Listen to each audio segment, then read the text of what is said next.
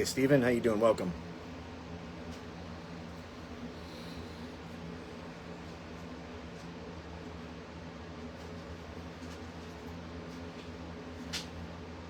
Matt, what's up, buddy? Oh, another Matt. Matthew Bowles, welcome. New name. Yeah, Boot, what's up, buddy? Welcome. Thank you for joining. Chris Phillips, how are you? Hopefully everybody had a nice weekend.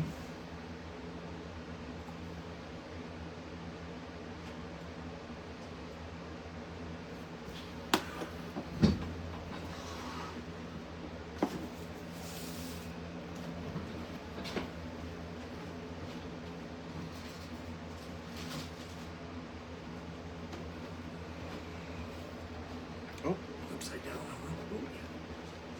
For those of you that have not seen a double stack 500 HC, it is not two 500 HCs internally strapped. This is a single 500 HC that has been cut in half to allow you to have a 500 HC full class AB, the world's largest class AB amplifier, the most powerful class AB amplifier ever made.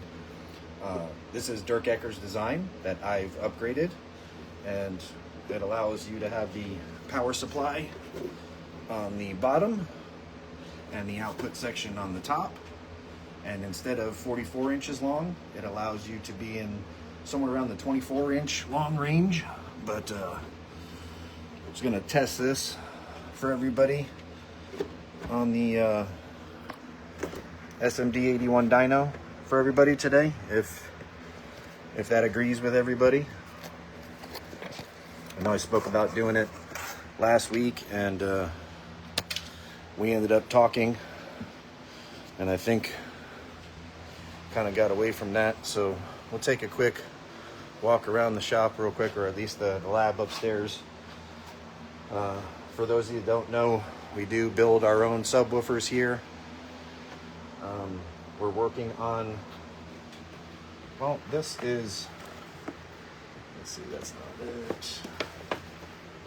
For those of you that haven't seen, we've taken the well-known, I guess, for lack of better terminology, the mega surround.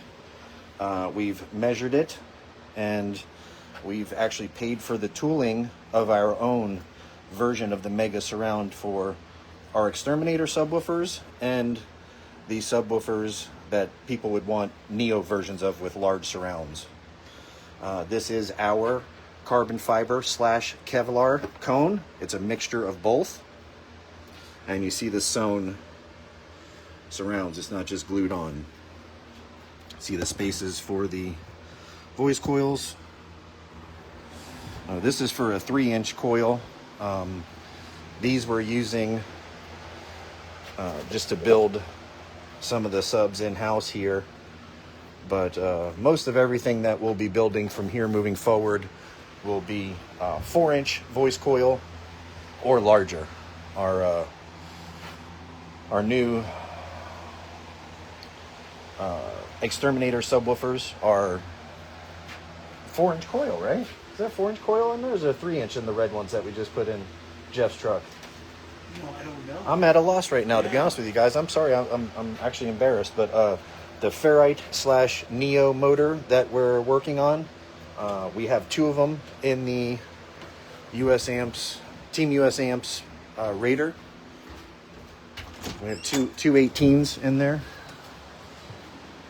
I have it running on a single 500 HC. Give you guys a quick peek. We have a single 500 HC running 2 of our prototype ferrite / neo motor 18s. That is a 4-inch voice coil. We do have a copper coil around an aluminum former. Those are supposed to be 6,000 watt RMS subwoofers. So that 500 HC barely just kind of tickles them a little bit. But I'm not sure how they're going to fare against our new Neo subwoofers. We will have the latest version of our US Amps Neo subwoofer, hopefully within the next week or two for testing. That is a 5-inch voice coil, again, copper wound coil over aluminum former. For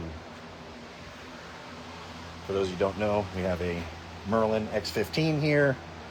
This is just something we were playing with. This is a 3-inch voice coil with our old LH series magnet.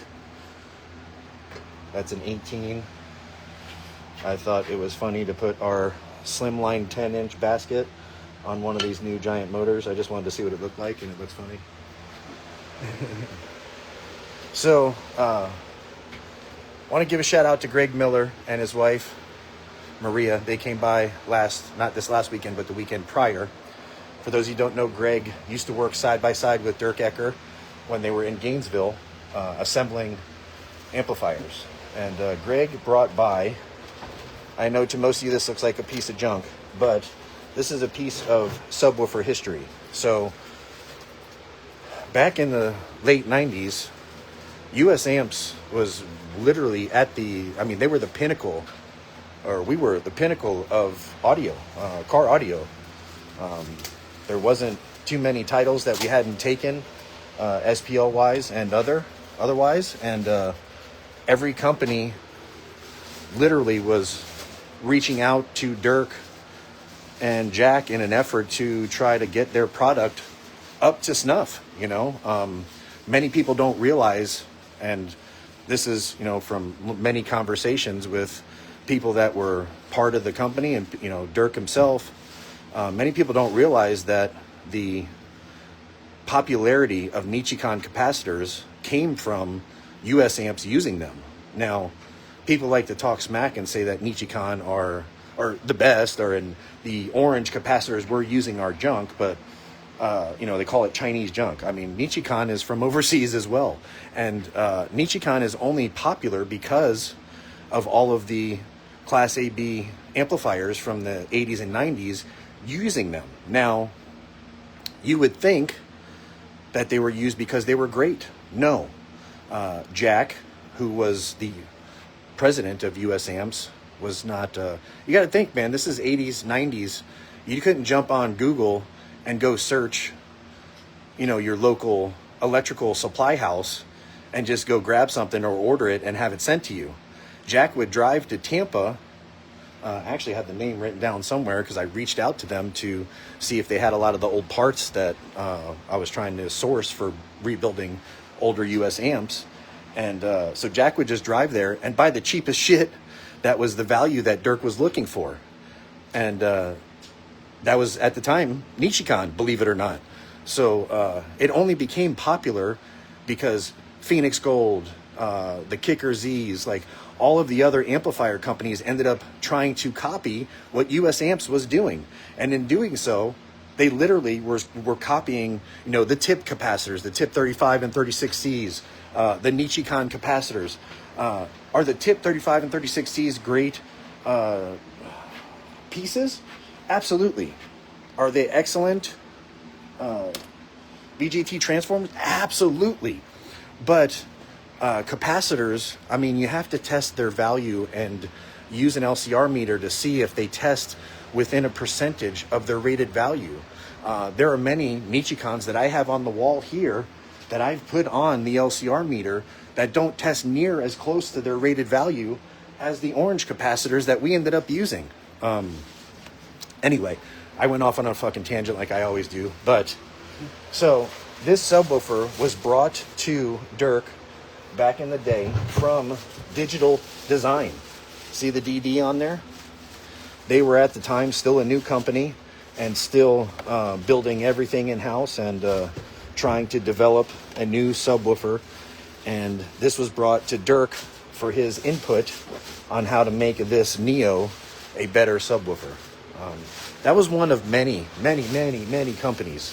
And here, I will show you guys something that few people know. You see the K right here on the corner of this heatsink? It's on every corner. Do you know why that is? This is a first gen US amps. Jack ended up getting ahead of himself. Kicker reached out to Dirk and Jack about building amplifiers, and they were very close to having a deal done. So close that Jack jumped the gun and had a bunch of heat sinks made for their Kicker line of amplifiers. But it ended up falling by the wayside because of, I think, dollars or pennies per unit, and they ended up with all of these heat sinks, which they ended up using as the KA series of US amplifiers. But many people don't know those were originally built for Kicker. Anyway, so just kind of showing you guys a few things that we had going on over here. I just got notice that we will have 5 of the 5Ks and 5 of the 10Ks delivered sometime today. That's good news. That lets me know that the boat is not far behind. It's already left port. We are waiting. My customs agent and their customs agent, I've put them in contact. I'm CC'd on all of the emails. So when the boat is within 5 days of port, I'll see an email from the boat, the freight company, to my customs agent, because they're going to want to make sure that the tariffs and everything are taken care of by the time they get to port, because once they get to port, they want to unload and get the fuck out of there. So unfortunately, it wasn't a very happy weekend around here this weekend. I had received notification of 4 different people disputing their charges for Merlin amplifiers. Here's the thing, guys. We didn't make any promises, and this is the reason I didn't want to do pre-orders. I didn't want to do pre-orders because we weren't involved or directly involved in being in charge of building the amplifiers. We can only pay what we're asked to pay and wait for the company to do what they promise. When we're given dates, we relay those to you. So that's all we can really do. There was at no time was anything prolonged because of something we did. I apologize if some of you are upset, and obviously some people are. Because these people that have done this, these trying to get the charges back for their amplifiers, those people have my phone number. You can't dispute a charge without it coming to me and me knowing who you are. And of course, we made our order based on how many pre-sales we had. And I wanted to make sure we had additional product to sell to other consumers that maybe didn't have the money at the time. And or we wanted to have stock. But now if people are taking their money back for amplifiers, now we're going to have extra amps, and that's more product that I'm going to be paying tariffs on, and money's coming out of our pocket. So yeah, it doesn't make a big deal. It's not a big deal to you, and most of you probably think that we're, a huge company, and he's crying over a couple $1,000s. No, it's actually more than a couple $1,000, because it was, I think, 4 people, and there was multiple units. But regardless, even if it was only $1,000, $1,000 is a lot of money to me. You guys, you see the stuff that we have here, and you think, he's rich. I'm far from rich. I don't have bank loans supporting US amps. I don't have, multiple streams of investors investing in US amps. I don't have people writing blank checks for us. Everything that's paid here every week and every month, and all of our product comes out of the revenue that the company makes. And if it doesn't happen, then I got to figure out a way to pay for it. So a lot of that stuff, makes a big difference, and it hurts, especially when I reach out to you personally and say, hey man, talk to me. If you're in a bad financial jam, then I won't fight your dispute. I will go in right now and hit resolution solved, and you'll get your money immediately. But if somebody doesn't talk back to me or respond and let me know, what it is that's going on, or if you're just doing it because you're mad that you didn't get your amplifier, then you know what? I'm going to fight back. I'm going to go on our website and screenshot the what we had on there. I mean, we told everybody ahead of time. Yes, this is the dates that we were told, but once you make a purchase, there's no refunds, there's no chargebacks, there's no, the only way to resolve this would be to, give you money towards another purchase. So I apologize for that, but unfortunately, it is what it is. If you don't talk to me, we're adults, we're all men here. If you don't talk to me as a man, I can't help you, and I'm going to do what I have to do as a company, because we have, somewhere in the neighborhood of 400 units coming, and that's a lot of money. Welcome, Kevin. How you doing? Thank you for joining. Eric, how are you? Mike Clayton, how are you? Brandon, what's up, buddy? Let's see. David, what's up, man? Thank you, Stephen. I appreciate the kind words. Chris Villa, welcome. How are you? Pedro, welcome. Jason, wow, we got a lot of new guys. Hey, David Fredericks, how you, man? What's up? David Masters, PM me what they're playing. Thank you guys for talking amongst yourself and helping each other out. That's awesome. Mitch, how are you? Mr. Muhammad, how are you? Rigo, show off the blue truck. Let's let the public know how badass it's going to be. Okay, all right, we could do that. So for those of you that haven't seen the posts, we are going to, I guess I will leave that up to Rigo. Most likely, your entries into the raffle or waffle will be based on your purchases. You'll have like so many entries per monies spent, and then the size of the build will be based on how much basically is put towards the vehicle, obviously, right? So we can't build a $100,000 vehicle if only 10 people enter. It has to be realistic. So let's get the keys here.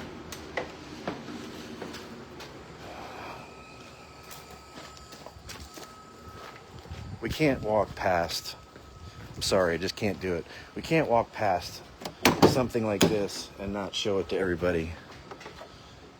When you have 4 US amps, 500 HCs in a build, I mean, it has to be shown off, right?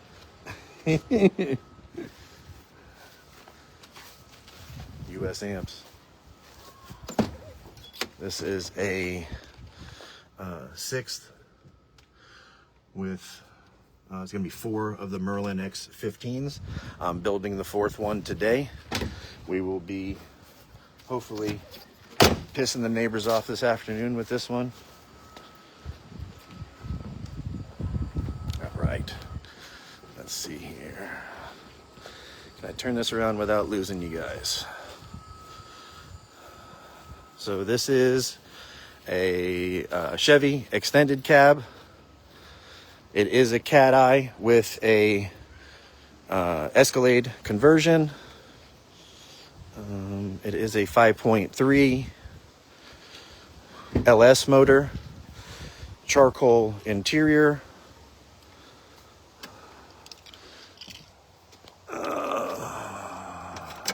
It does have air ride with the Airlift 3P air management system on it. Obviously, this is just in here for now. This is not something that I would leave in here. It has ice cold AC. The upper half of the motor has been rebuilt. We have cam and headers, but I'm fully prepared. I'd love to go crazy on this thing, but again, it's going to depend on how many people come to play. I have it's got a brand new set of 20s on it. These tires, literally, some of them still have the titties on the edges. I have a Vinyl Frog purple to green flip-flop because I really don't like this color.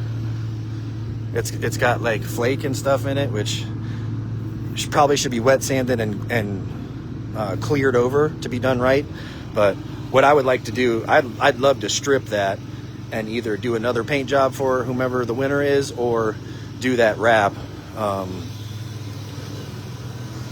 Again, the interior is pretty nice. I mean, we could be blow through. These are just extra door panels and stuff. There's nothing wrong with the rear. I'd love to do a wall in here, or, you know, a blow through and keep the back seat, but blows cold. Truck runs great, man.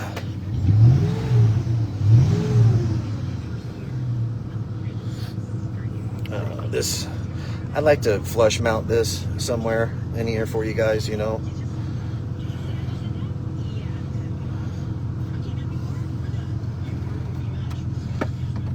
It even comes with a little truck that's supposed to match the way it was supposed to be built.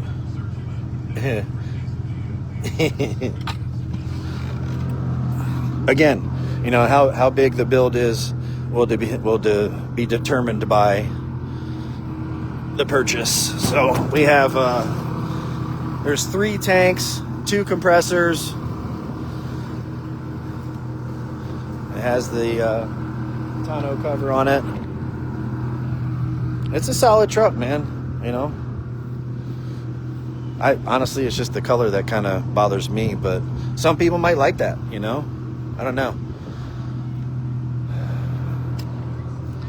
Would love to do a nice big US Amps build in here, and we will work out the logistics as far as shipping.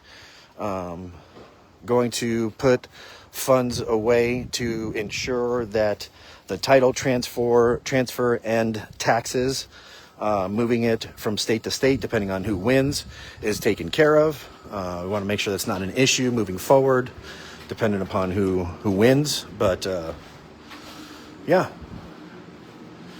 looking forward to that. So I know Rigo will be sharing that information here real soon, and we're working on getting these 8s broken in. We're gonna do a blow through, probably do maybe 4 of them isobarically, and then ported into the car. Look at this beautiful center console that Chris just built for the truck. It didn't have one before. Working on getting this back together. Rigo built an amazing, or designed an amazing wrap for this truck. The hood will be here today. Got like a 4-inch cowl hood. I don't know, you know, depending on how the giveaway goes, or the I don't even know what to call it. I call it a giveaway, raffle. I don't know what you want to call it. Depending on how that one goes, maybe we'll do one for the Nissan as well, you know, or the CRX, you know. I don't know, man. You guys tell me what you want to do. Hey, Larry, how you doing today? We've decided to take the door speakers off of the Raider. We're just going to build these doors solid, like the back. I don't know how many of you guys know what you know about the Raider, but this is the original Team US Amps Dodge Raider from the 90s. It originally had 16 15s in it. They were G&S Red Label 15s. Some of them were isobaric, some of them weren't. It didn't sound that great, but it did have, I think, 3 or 4 VLX 400s powering the 15s. These door panels are basically just resined over what the original door pod was. It had Clarion speakers in here, but I've since upgraded them to the timbers. I think we're going to take this all out. We're going to do the Vibraflex in the doors. We're going to do our version of the wood panels, just to, this is going to be a tap out monster. We're probably going to pull the dash and just do a wood dash, probably do a bench, and just make it nasty. Try to get this thing done for Made of Steel coming up. So let me get back upstairs here real quick. For those of you that are waiting for the dyno test of the US Amps USA 500 HC, see if I can get some of your questions here. I'll try to catch up on some of your questions. Good morning, Robert. How are you? Nicholas, what's up, buddy? Matthew, how are you? All right. Dalton, welcome. George Lamry Jr., how you doing, buddy? That's old school US Amps right there. That was the collector of collectors, George.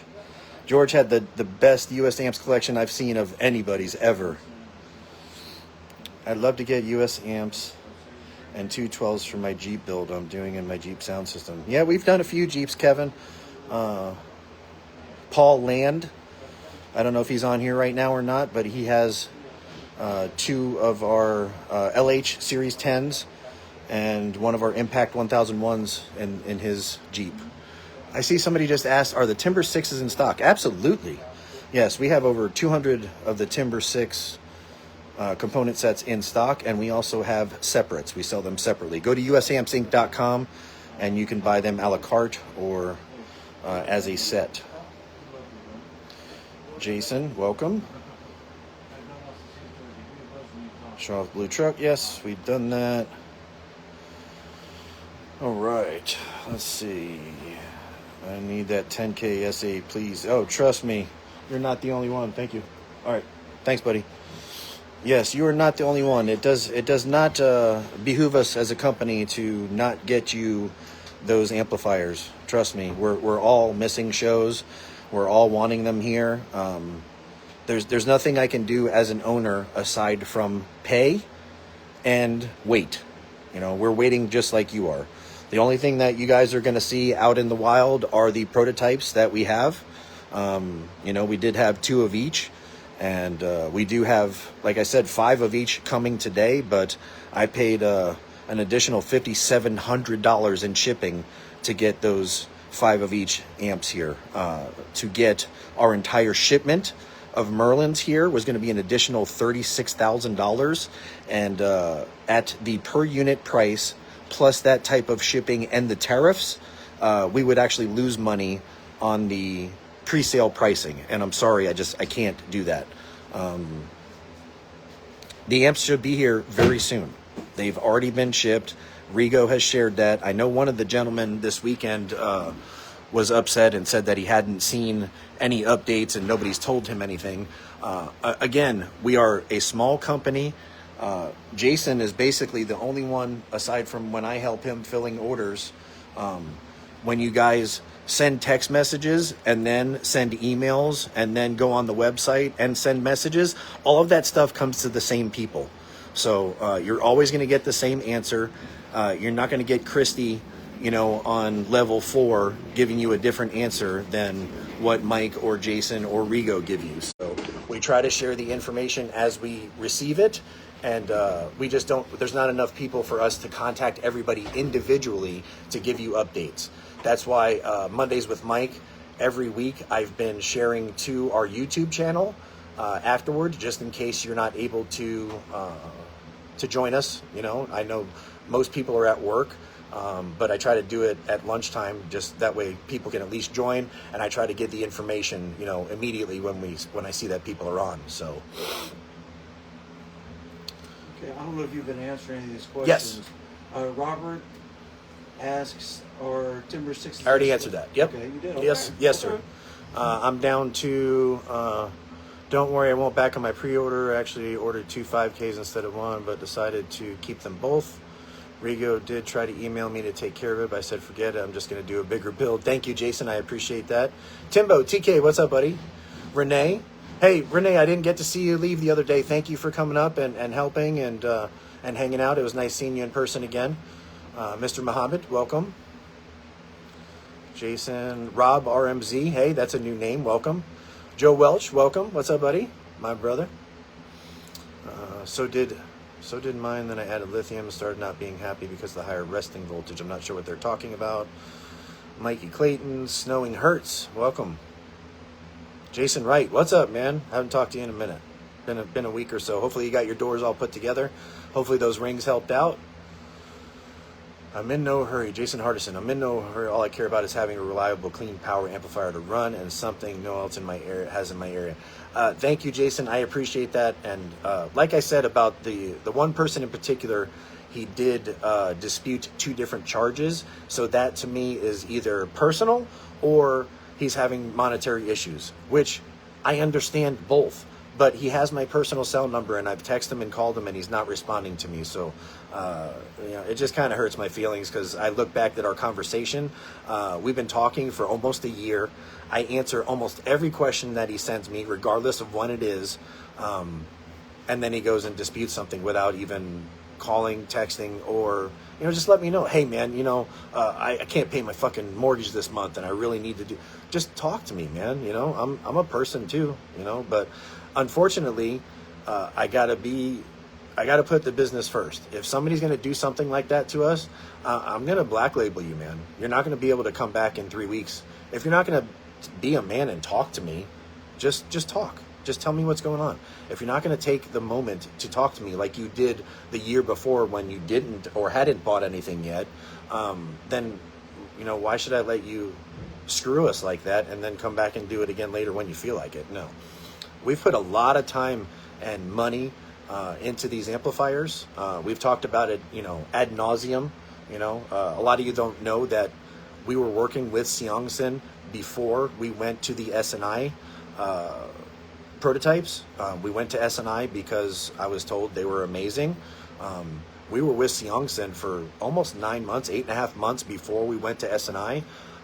We were with S&I for over a year before we went back to Seongsin. So our per unit price is what we're paying. I'm not putting the time and effort, of 2 years plus that me, Sean, Jason, Brendan, Dirk, Rigo, all of us have put into creating what is going to be the best fucking Class D amplifier that you guys can get.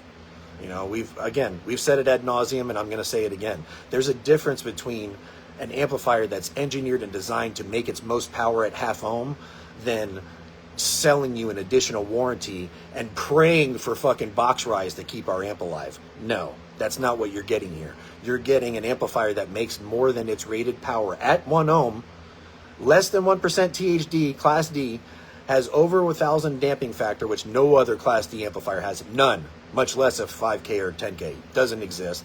And, the slew rate is way more than everybody's. Period. It is. It's very easy to find. These are not things that are, like industry terms that are really full of shit.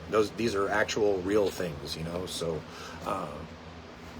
The patience will be worth it. Trust me, guys. Trust me. I appreciate you guys that have done the pre-orders. I appreciate you guys that are waiting.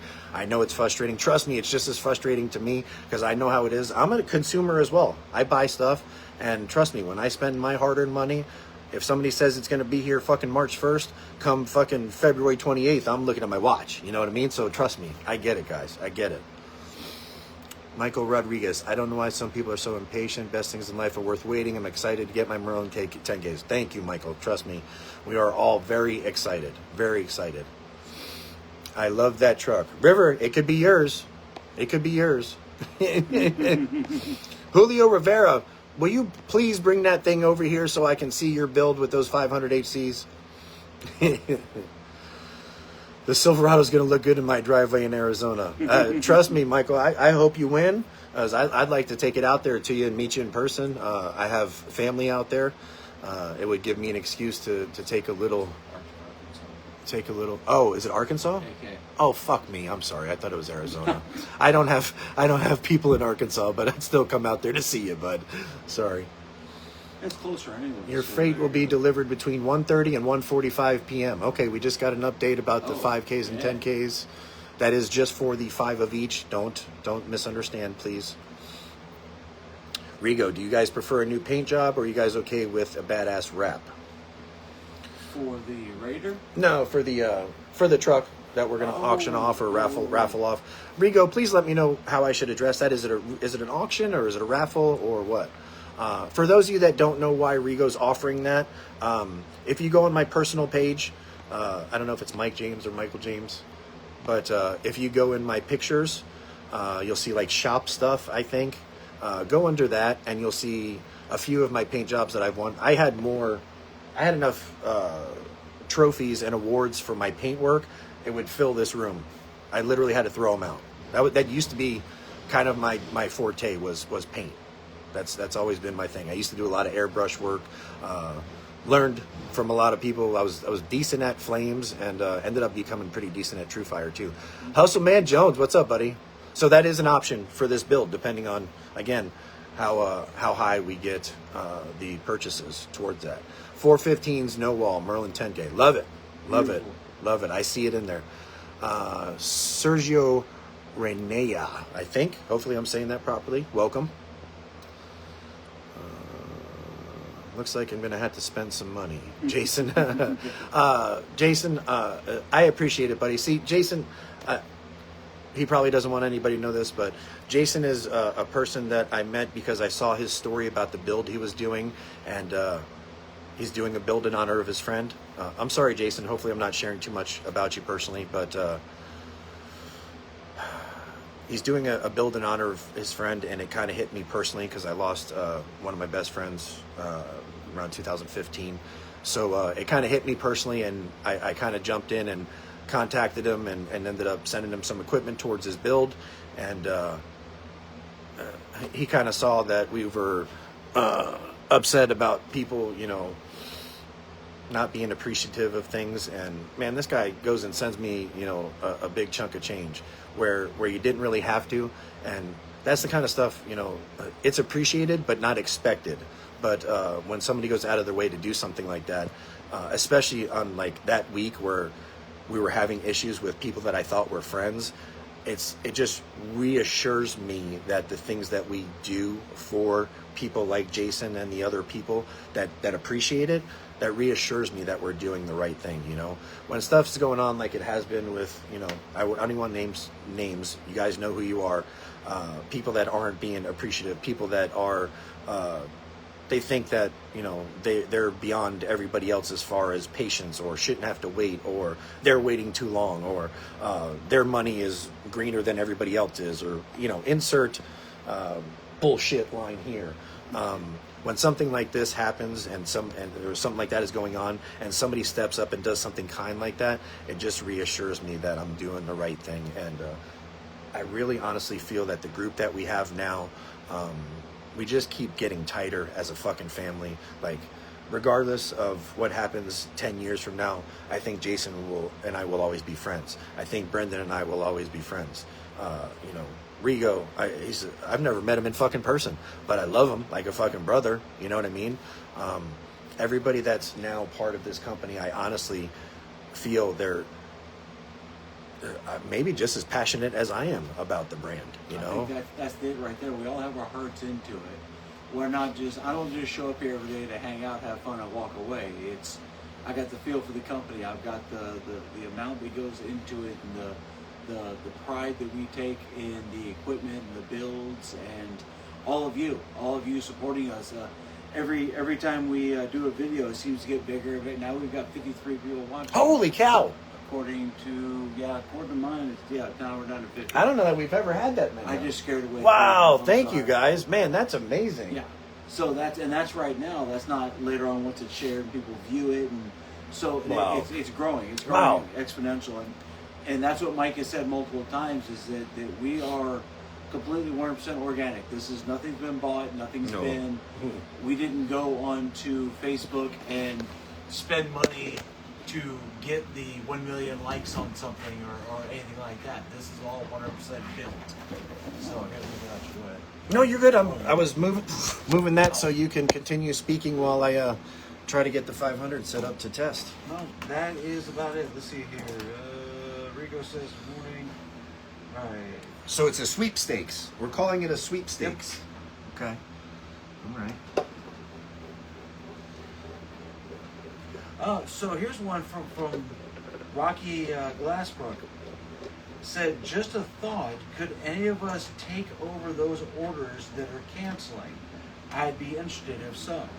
Oh, please. Well, that's a good one. You have no idea how much that would help. I mean, the money that's literally put aside right now, guys, you know, again, I like to be open and honest with you. The money that's put aside right now that those rescinded purchases are taking away from is the money sitting in the account waiting for the tariff. As soon as our customs agent gets the call from the boat that they're 5 days out or 3 days out, my customs agent is going to pay what needs to be paid, and then they're going to come after me. And if I don't give them the money, that stuff will sit on the port until it gets paid for or sent back. So, again, I'm not a millionaire by any means. So when we have, almost $8,000 worth of product, they take just so you know, when somebody does that, they take the money out of our account immediately. And then I have to fight to try to get it back. And then they decide based on the information given whether they want to do that or not. More often than not, the customer wins. So, regardless of how much you've told them over and over again that the money's not refundable. All right, so yeah, definitely, Rocky. If you would like, Please. either message Michael or I, and we'll get some stuff taken care of for you and get everything in order. Let's see here. Can't wait to get some Class A B's, says Jason Wright. Awesome possum. Yes. Just a thought, could any of those words begin? Okay, so Rigo answered that right after we did. He said, of course, to the, can they be ordered out? Okay. Can you ask Jason if the 500 HC that he needs, is it visible in his build? And if so, can it be black? Okay. Are you asking Rico to ask Jason Wright? that? Yeah. Oh. I think okay. he's on the live here. Yeah, okay. I'll actually reply back to his comment. Can it be black? Is that the question? Yes. Is it visible to where it being black is going to make the build look like crap? Or would black be okay? And if that's the case, we could probably get it sent out to him sooner rather than later. Because yet again, this 500 that's a special color being white is waiting on the heatsink getting white. And that's counting on me taking it apart and taking the time to get it and then send it out for Cerakoting and then getting it back and putting it back together. So there we go. I just add a comment too, so. Thank you. Yep. Alright, so Sergo says no wall 415s. I got 22-inch IROC setting in my garage would look good. Alright. Good 22 IROC wheels? 22-inch IROC wheels? I guess. No, maybe it's 22. Can't lose with 22s. Alright, what's up, Julio? How you doing? Joey Duncan, welcome. What's up, buddy? Alright, well, Jess Thornton says, glad to see you guys building some momentum. I still have 2 pre-prototype amps in my collection and have been a fan for a long time. Well, thank you on that, Jess. Appreciate it. What's up, Richard? How you doing? Good morning, Tim Smith. Tim, what's up, buddy? If someone else, Steve Rogers says, if someone flakes out on a Merlin 10K, let me know. I'd be happy to buy it. Two of them happened this weekend. Four this weekend. One of the sales that was rescinded was for 4 10Ks. So yes, we do have at least 4 10Ks available for those that would like to purchase. I'm not trying to call anybody out or anything of that nature, but my goodness, people, 4 10Ks is more than $100. Thank you. Okay, so the fact that you put the money up for it and paid for it, and knew that they're on order and knew that we were waiting, and then it's our fault that they're stuck out. No, it's not even that. They're so close now. Yeah. I could see if it was like the second week of March and you're like, you know what? You said they were going to be here the first week of March. Fuck you. I mean, now we're almost to May. Yeah. And we've already showed you that they've left port. Like they're going to be here any day. You've waited this long. Yeah, like you might as well have waited until they were shipped out to you to rescind your purchase. Finish line's in sight, and you decide to go get a drink. So you said I quit. That's it. This is way too far. Is there enough time on the call if an applicable question in regards to US AMP's ABD class, do high slew rate and high dampening factors other than control also have other benefits in relation to applied reactive output power? Yes, 100%. Yeah, of course. That's what it's all about. It's cleaner. It's more efficient. It doesn't overwork the circuitry as much as having a clamped out dirty signal. Everything's positive in it. Everything definitely is. The reaction. Here's a good one for you. I took out 12 of my JP23s that were running in the Suburban, running 615s, and slapped in the Merlin 10K, I think it was. I remember the first one we put in I there. can't remember. Gosh, I've had so many blasted amps. My truck's a little whore when it comes to equipment. But I put one of the US amps in there, and one of the 5 or 10Ks surpassed all 12 of the JPs. Just for the cleanliness, for the circuit, for the reaction, all of it. So yes, definitely 100% Dalton. Let's see here. Good morning, Stephen Conrad. How you doing, sir? We will have, you know what we'll do next week on Mondays with Mike and Jason. We will do an entire show dedicated to slew rate and damping factor, and what they are literally, and how it affects your system. Because it's not just subwoofers, you know. It's Oh yeah, it's audio equipment in general. And everything works with everything. Somebody sent me a video or a copy of I think it was some type of audio related article. Somebody sent it to me this weekend talking about how damping factor is a myth. I love that. Rise, that's probably the same person that says rise is a myth too. And it's just completely not true. I mean, I've literally had... I'm just trying to see what's positive and negative on that because it's not labeled on there. Is it the negative, the closest one to the light? No, positive, close to light. Positive, negative, positive, This is negative. positive? Yes. Okay, thank you. Positive, negative, starting at the light. Perfect. So, I mean, I've had, like, especially in the beginning when I had no idea what I was doing, I've had conversations to where Dirk was getting annoyed with me about not only what slew rate and damping factor were, but how I could determine how much an amplifier had or didn't have. So I learned about the algorithms and how to count slew rate based off of the numbers from your drivers and your op amps. But then Dirk also taught me about the formula to determine an amplifier's damping factor. So if there's a formula for it, it's not fucking fake. Math doesn't lie. That's one thing you can set in stone is that numbers never lie. Everything in this earth goes back to math, and there's a reason for that. Time, everything. Everything. Every fucking thing. Eric Strickler, what's up, brother? Same, if anybody is being a pain on either and want to switch owners, let me know. I'm sure they will. What's up, John? How you doing? John Sliker.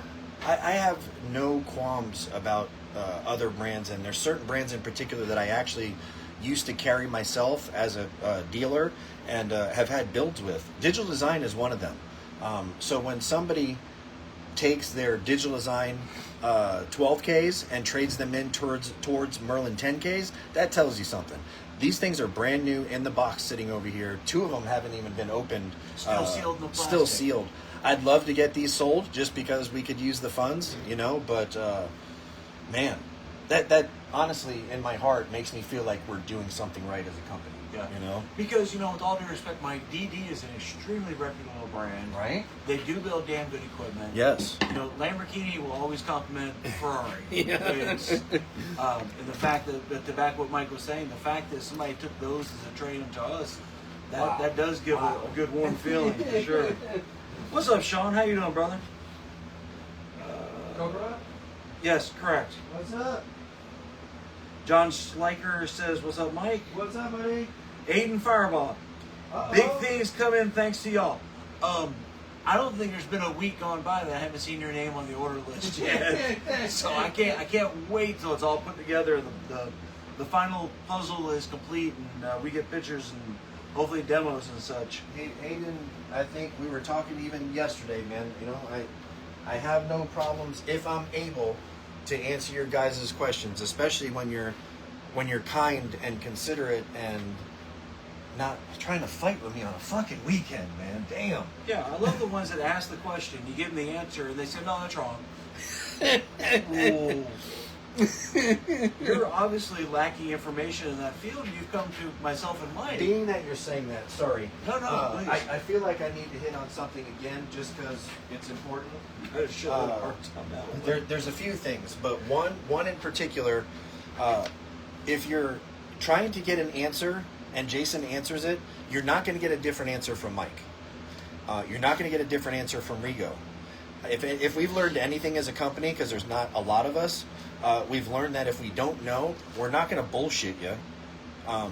If Rigo doesn't know something, if I don't know something, we're going to ask the other person before just giving you an answer if we don't know. So Mike's desk is literally 15 feet away from mine. If I hear something, I'll be like, "Hey, Mike, I can order this spray. Rex on the I can 442." spray this up my nose and then hit Jason in the back of the fucking head with it. Yeah. You know what I mean? So I need my nose spray.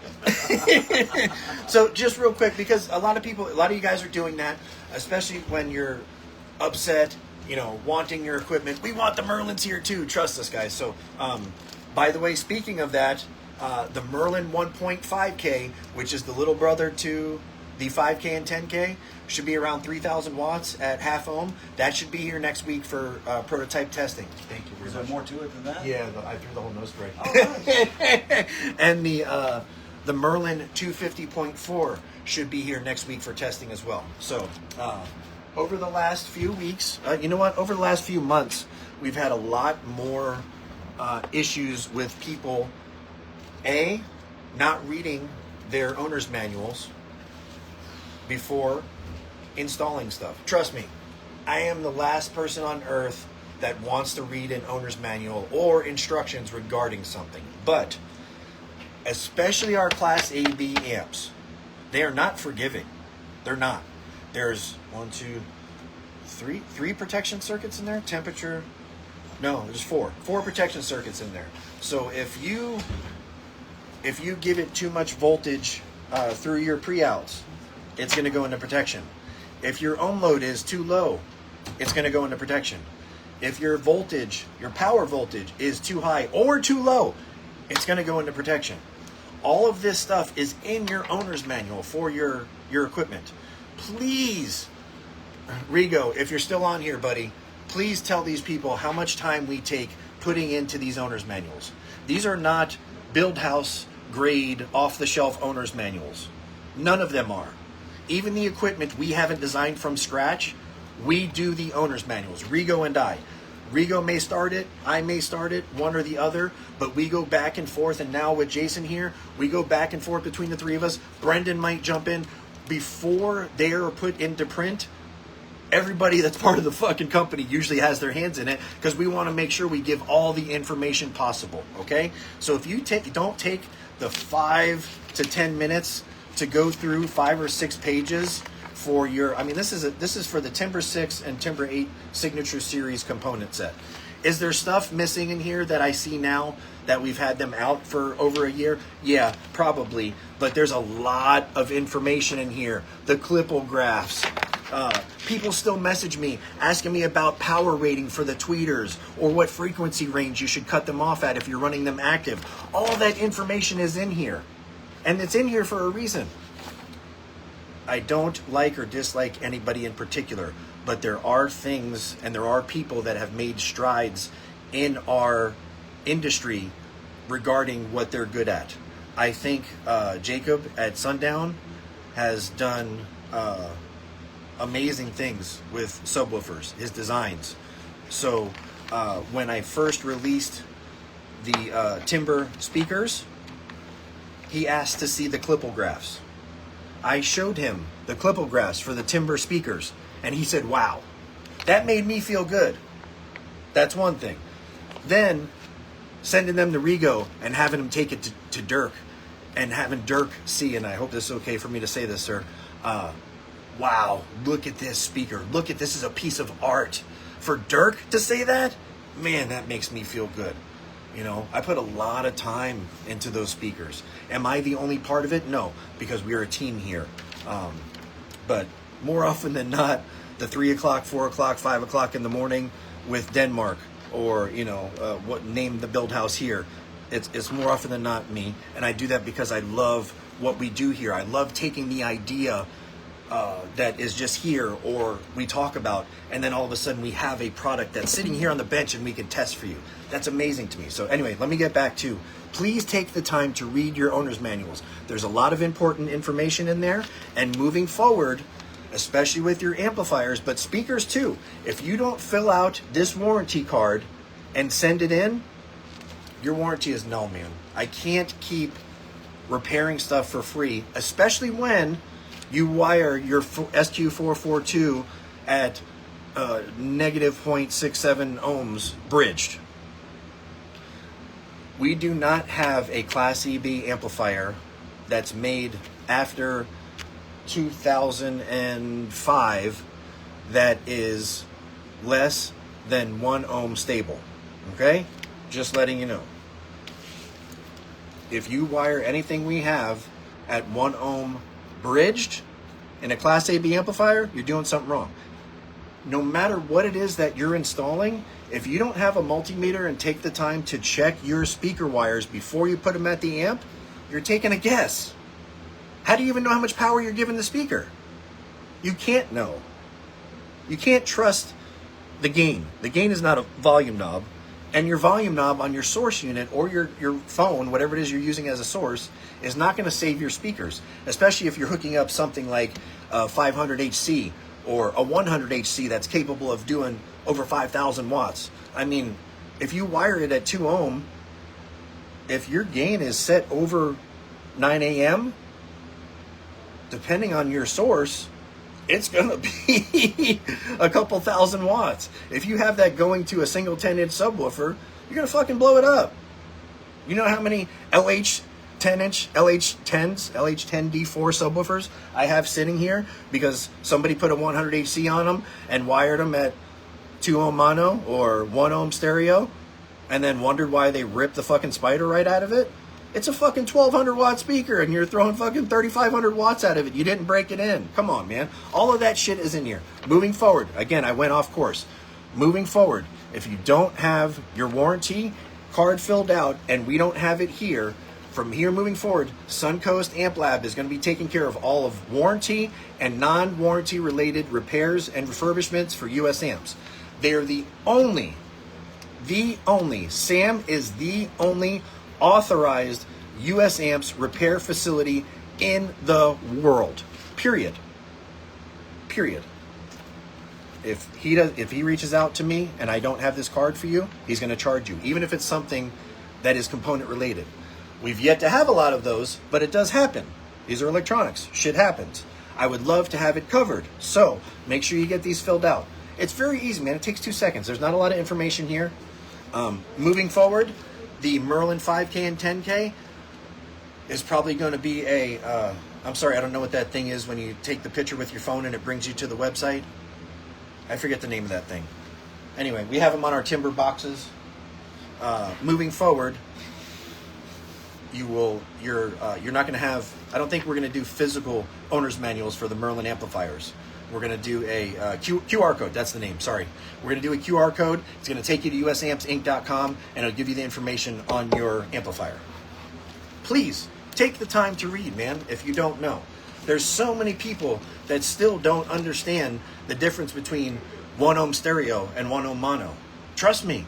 I've been involved in car audio for decades, longer than most of you have been alive. Yes, I'm showing my age here, but I didn't understand until I got into the design and engineering of actually building an amplifier from scratch, the difference between mono, stereo, the difference between 8 ohm stereo and 4 ohm mono, or whatever that may be. The Ohm's law. I just learned that shit 5 years ago, man, 4 years ago. There's nothing wrong with not knowing something. What's wrong is knowing that you don't know it and then damaging an expensive piece of equipment and then trying to blame it on somebody else. There's something wrong with that, especially as an adult. All right, so let me see if I can catch up on some of your questions here. I also have the US Amps USA 500 HC on the bench. It's green. I have it wired. This is bridged mono. Let's see if I can catch. We do have it hooked up to the SMD 81 dyno. This is a resistive bank load. This is not the same power that you will see when it's hooked up to a subwoofer, because a subwoofer is what? It is a reactive load, okay?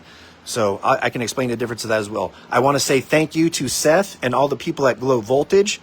Go to glowvoltage.com to get all of your battery related and LED related supplies. We use only Glow LEDs here. As far as batteries and lithium and other products, we don't just use Glow. We do use Trunk Thunder Lithium as well. Please go to trunkthunderlithium.com. You can probably see some of his stickers here. So look at this right here. Trunk Thunder, www.trunkthunderlithium.com. Brandon is my boy, man. I love that kid. He's a good kid. He's built his company, him and his brother, I think, pretty much from scratch. And he's open and honest and will try to help you as best he can. And very good guy. Seth, I love him. I honestly think moving forward, this is something that we've been testing out, just so you guys know. This is not headway. These cells are LTO. And what's great about LTO, for those of you that don't know what LTO is SCIB chemistry. I know you heard of SCIB banks. If you haven't, that's what we have in the Team US Amps Raider. A lot of people are using SCIB. SCIB is a Toshiba brand cell, but the chemistry is LTO. Now, normally, SCIB needs to be a minimum of 15.2 volts charging. What's great about these new cells is not only the size for what they put out, but they can charge down to, I think, 14.7 or 14.5. And their discharge rate, see this bank right here? The discharge is higher than this big mamma jamma right here. Look at the size of those cells. Now, I've been using this for over a year. Thank you, Seth. He was the only one that could build something that could handle and give me the proper voltage and amperage, because that's what makes power. Proper voltage and amperage I needed to test the US Amps USA 500HC.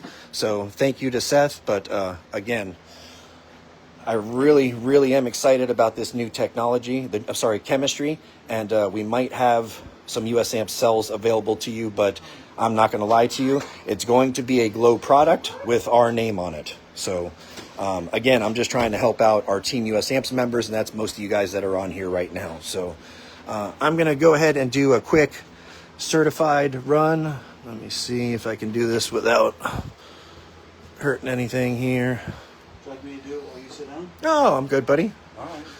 Enjoy your lunch, please. I appreciate it. Oh. Pause. Need to put the right drive in. Anything fun? Nah, just running my mouth like I always do. Sweet. Are you answering the questions? I have not. I have not. Right. Joel Slaughter says, are you guys bringing any builds to Slamology June 13th to the 14th? I installed my 180Cs and waiting for those subs to break in. Need some US amps at this giant show. I wasn't aware that Slamology was invited for competition this year. Where is that? That's up in Indianapolis, I believe. Oh, geez. Yeah, that's not Florida. That's not far? No, not Florida. Oh, definitely not So Florida. Wow. All right, so we're going to do a certified run. For those of you that don't know, again, this is the US Amps USA 500HC. We do have it bridged mono.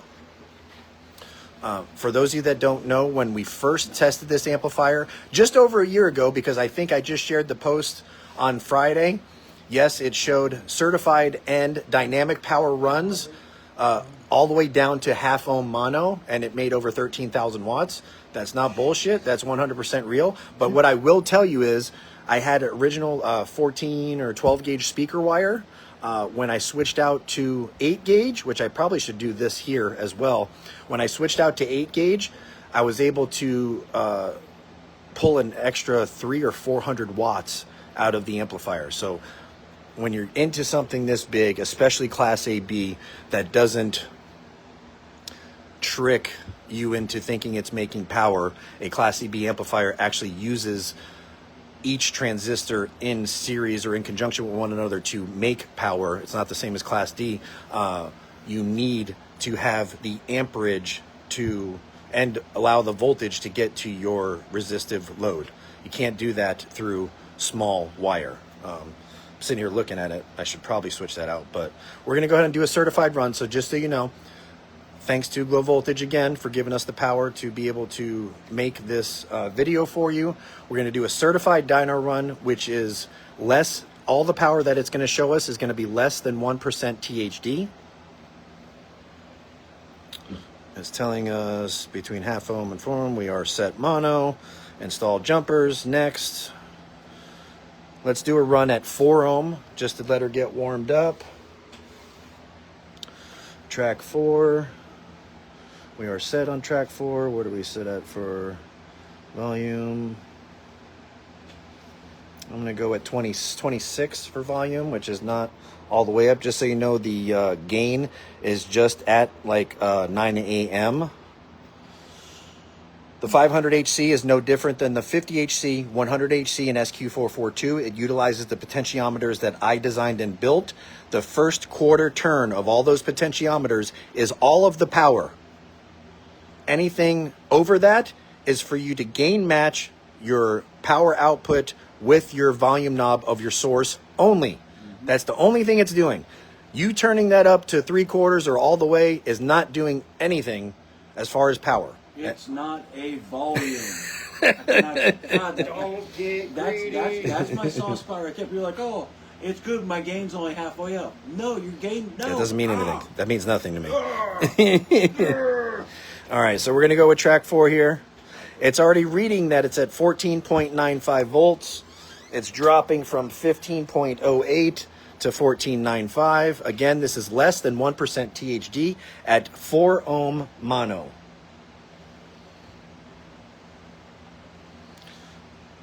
And our juice, our volume is somewhere in the, I think it was at 26. All right, so the US Amps USA 500 HC at 4 ohm mono, less than 1% THD, made just over 3,800 watts. Now, just so you know, that's at 0.04 THD. We're going to go 2 ohm, which is pretty much all the beans. Sorry, I just messed that up. Let's go to start. I'm going to do this again. Again, it's at 26, so I can probably turn it up a little bit and get some more clicks out of it. Let's see what she does certified at 2 ohm, and we'll make an adjustment from there. Okay, so 49.55 at 2 ohm. She dropped from 15.03 to 13.29. And again, this is at probably 0.03, 0.04 THD, way less than 1% total harmonic distortion. And just so you know, if you have your volume in this specific setup, if this was your vehicle and you had your volume set at 26, from the time you hit play till the time you turn that motherfucker off, that's what it's going to make. And that's the difference in slew rate and damping factor. You might get an amplifier that might create this type of power, especially on a resistive load, but it's not going to do it consecutively. And that's the difference between US Amps and almost every other amplifier out there. You are going to see companies out there now talking about dampening factor and slew rate or slaw rate. I've seen every word you can think of except for the proper terminology. And you know right there that they're just using the industry terms, just like OFC and all the other things that they throw out there that make you think that they know what they're talking about and or that product is better than something else. Damping factor is real, slew rate is real. We'll talk about that at another time. So I'm going to reset this. I'm not going to redo anything. I'm just going to get this back to 0. We're going to leave it at the same settings. Hopefully we still have enough juice left in the bank. I'm going to turn this up a couple clicks because again, we were at 27. I think this head unit starts clipping at 34 or 35. We're going to leave it at 33. Let's see if it makes any more than 49.55. Let's see. We're doing this live, man, so it is what it is. If the amp fucking blows up, you're going to see it. If it makes more power, you're going to see it. If it doesn't, you're going to see it. Okay, so went from 49.55 to 51.30 by going up a couple clicks. Again, we're down to 13.57. She's starting to draw. So now, this is where I'm going to tell you what the difference is in chemistries and banks. This is what's considered to be a pretty big LTO bank, okay? Now, this has a little charger on it. It's not huge. This is not an alternator, so this is not going to keep up like a 370 or multiple 370s or multiple 400 amp alternators would. But when I tested this bank, which, footprint-wise is about the same size, this bank allowed me to pull 4 or 5 dynamic power runs, which pulls more juice off of the bank than a certified run, and I had no backup power. Okay? So that tells you the difference in power.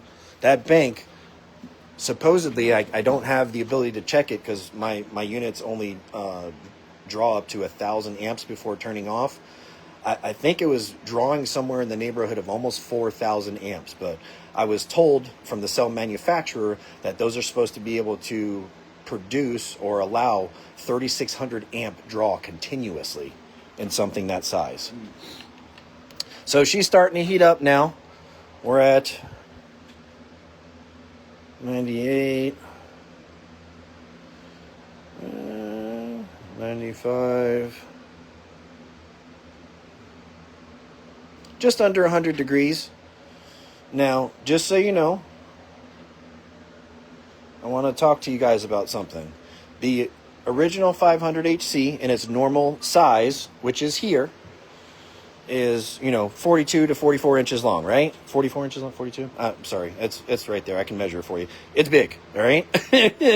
When we take that and cut it in half, you know what? Let me flip this over real quick because I want to show you what I'm talking about. 2 hands. I need 27 hands, but Right on. I'm good, buddy. Thank you. Thank you. I'm going to flip this thing over real quick. So, put you down here real quick. Sorry. I didn't lose you guys. I'm right here. Okay. All right. So, again, power supply, for those of you who don't know, output section. Do you see how the two boards are connected? You see those pins? That's connecting your voltage and amperage between the two boards, along with those big metal pieces right there, all those little pins. So when we take this and cut it in half and put the power supply on the bottom and the output section on the top, the way the two boards are connected are with bigger lugs, and we use the 8-gauge power and ground wire. And in doing that, it makes the amplifier run cooler and run longer without having any thermal issues. Now, these are the first two that we built. Actually, Sean, the Prodigy, built them. I cut them, and he basically did everything else. These two amplifiers were in the Team US Amps Z28. We did it the week of Eastbound Get Down, not this year, but last year. He decided to do it like 2 days before the show. I told him to go ahead and do it. He got excited. We did it, got it going. We had one each on a Nightshade 18. I had 2 Sundown Nightshade 18s in there, version 6, NSV 6 Nightshade 18s in the US Amp Z28. One of these on each one. Balls to the wall. We demoed that thing all fucking day long. No fans, mind you. And that was the first day that I ran through the ACCL lanes with the Z28. I think we set a record for 360 for the day, not for the world. But we set a record with the car and then went back and demoed the rest of the day with no fans on a Class AB amplifier. So I do honestly think moving forward, we might do a little something with the upgrade of jumping between the two boards, even if it's left in its normal state. But again, these are things that we're learning as we move forward. For those of you who don't know, the US Amps USA 500HC started out as the AX5000 from Dirk Ecker.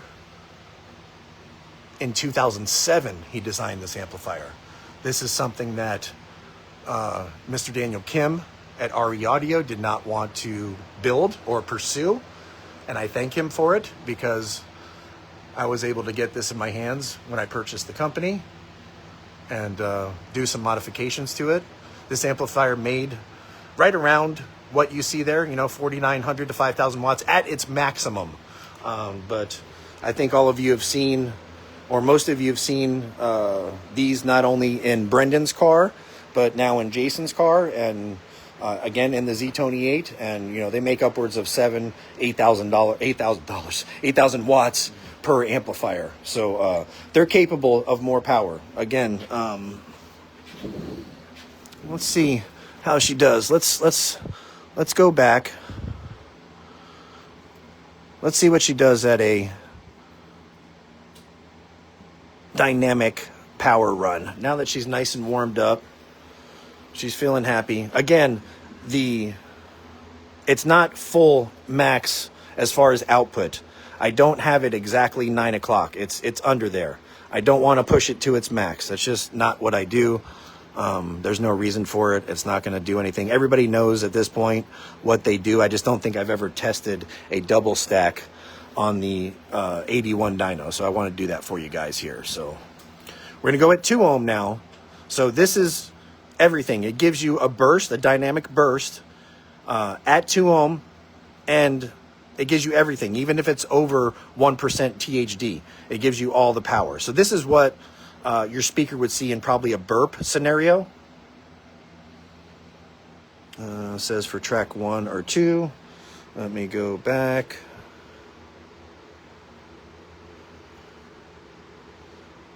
There's track. Come on. There's track 1. All right, here we go. Let's see what she does. 7,940 watts at 2 ohm at 14.43 volts. So you see that she, that little bank, even though it's tiny, the little charger was able to recoup the battery bank in that short amount of time. That again is another thing about this chemistry that people like. And again, people call it Skib. Skib is a brand. Skib is, I think, a Toshiba or a Panasonic brand battery cell. But the technology or the chemistry is LTO. And that is what we're using here. And that's why those small cells are so cool and everybody's so excited about them, including myself. I like LiFePo, I like CMAX. There's other chemistries out there that I like, but this is the first chemistry that I've actually talked about putting US Amp's money into and trying to get cells to try to help out our teammates. You know, that's the only reason. I'm not trying to compete with anybody else. You know, the guys over at Glow Voltage and Trunk Thunder know more about that stuff than I do. This is solely for trying to get our teammates more, you know, get their systems working properly. For those of you that are on Team US Amps, thank you, and I think you know that of me by now. So do not do this at home. I'm going to do a 1 ohm run. I do not suggest this. The amplifier is not made for it. It might pop the amp. I don't know, but anybody that knows me knows that that's what I do. So let's see what she does at 1 ohm. All right.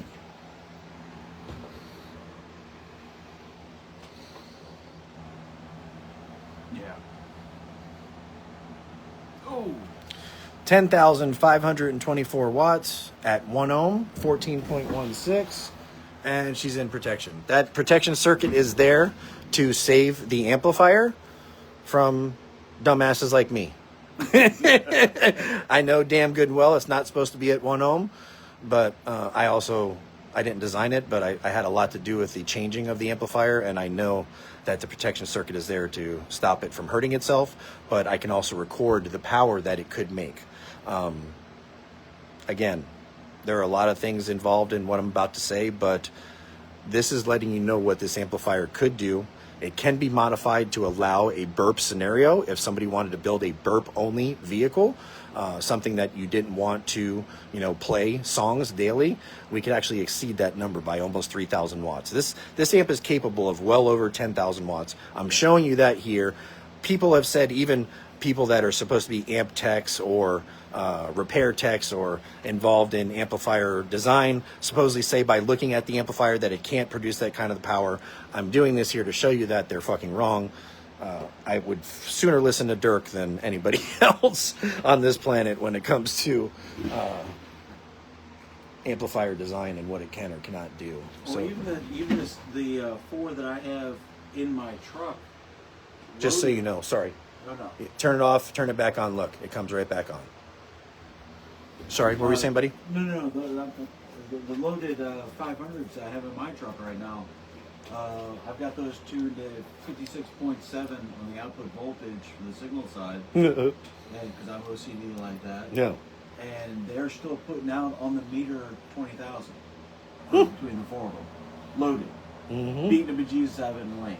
So, Again, but you have a big. How big is your C-Max bank? 190, and I got two 400s for powering it. So two There's 190 amp hours of C-Max and two 400 amp alternators keeping up with it. So You can't. that's why I had no qualms about putting 4 or 500 HCs in his truck. Not only did he have the space, spatially to put it in there, but he's got the juice to support it, which is extremely important. A lot of people don't understand that it takes power to make power. That's not just in your battery bank. That's in your cabling. That's in your RCAs. Hey, yeah, man, I'm using some Amazon bullshit RCAs right here.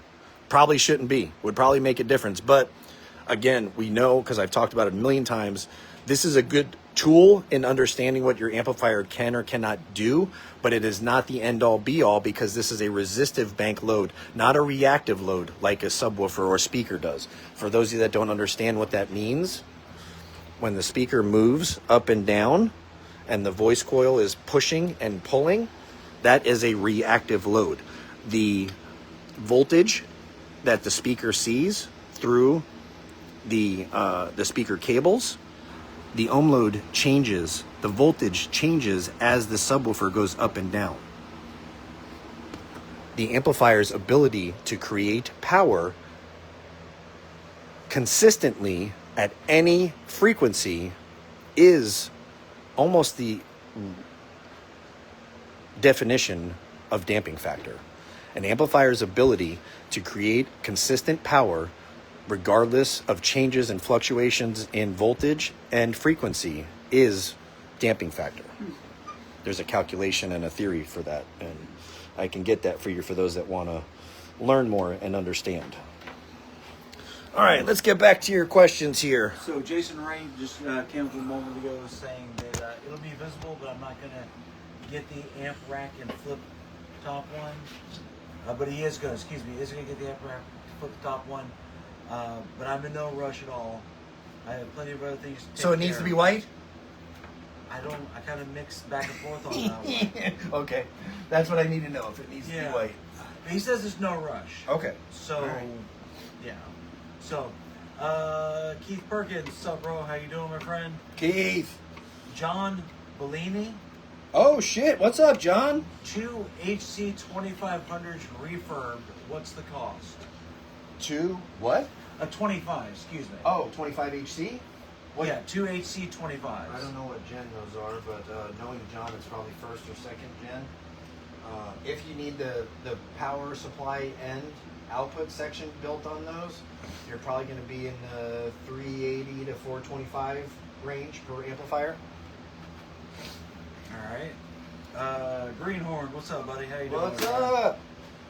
Matt Pecor.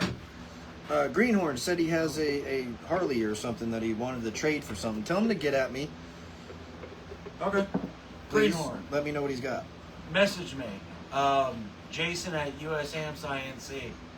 That's my email address here. Send me the specs on your bike or whatever Peace. you're looking to swap Trade out. or sell or whatever you want to do. Yep. Thank you. We'll work something. Thank you. Matt Pecor, can't wait till the next Monday's episode. You're right on that. Thank you. Thank you. All right. What do you guys want for next week, by the way? Yeah, and it's the same way with my shows. Throw me or throw Mike ideas or suggestions or something that's on your mind or something that you've gone back and forth with one of your buddies about and you're trying to get the true on or something. We're always looking for something to talk about. Yeah. I ramble on mine more Me times too. than not. Mike has more interesting subject matter. No. Russell and I get on it. We just talk back and forth, and we invite you all to listen. Russell from Russell Jones, yeah. Mecca? Yep. Oh, No. cool. Oh. From Bay Sports. That's sorry. I apologize. Aha. Sorry.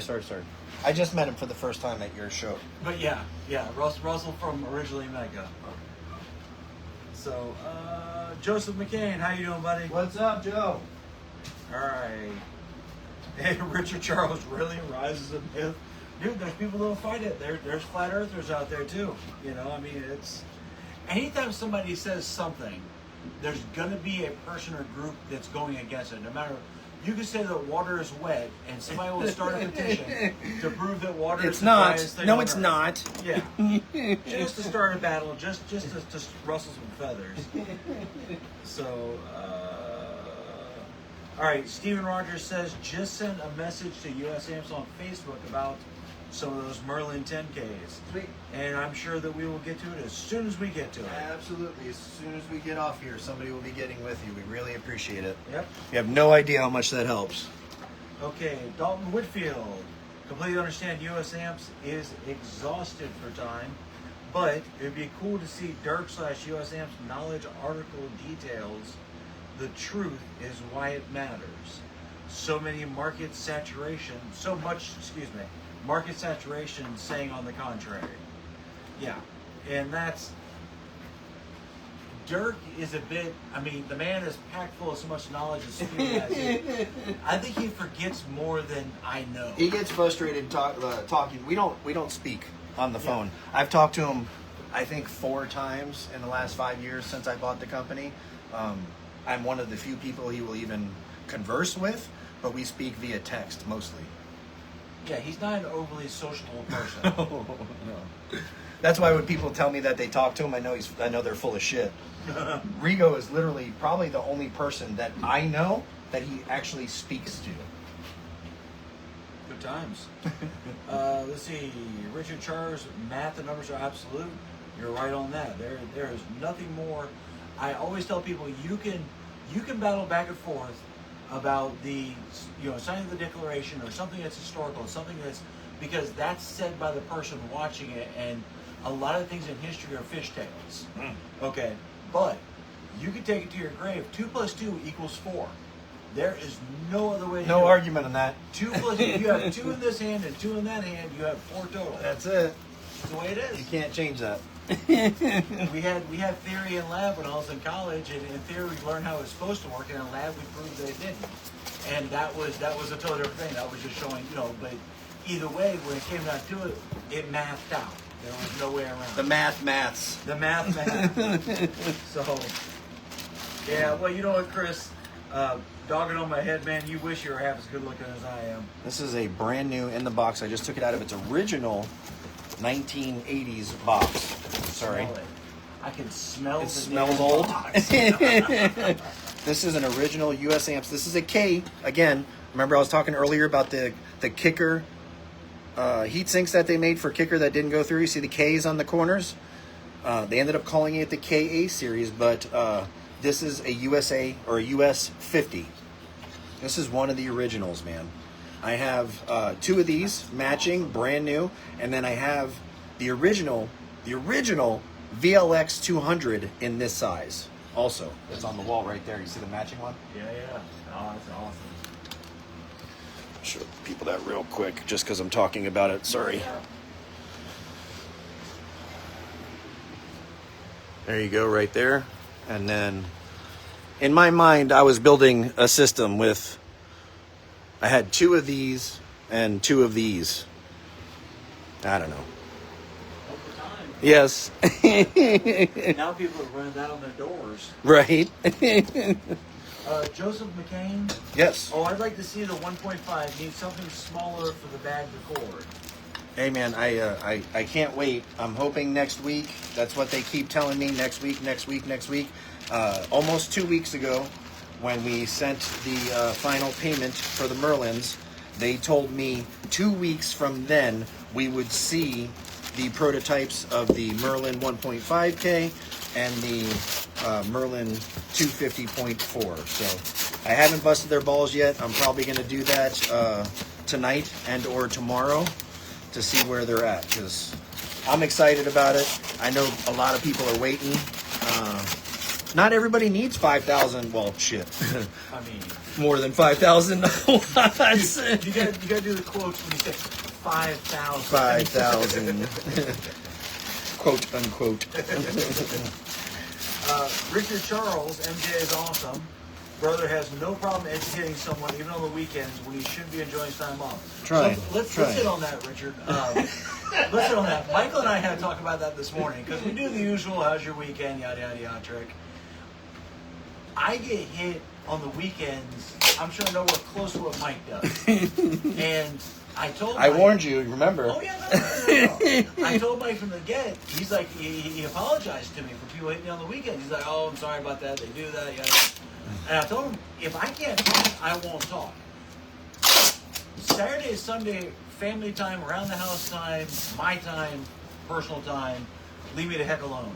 Monday through Friday, message me all day long. We'll get it taken care of. It's a better time to do it because I'm at the facility. And if I don't know the answer, I could ask Michael about it. Yes. And get the answer for you. Yep. So on the weekends, if we do talk, that's great. If we don't talk, or if we talk and then ghost, don't take it as any kind of negativity towards it.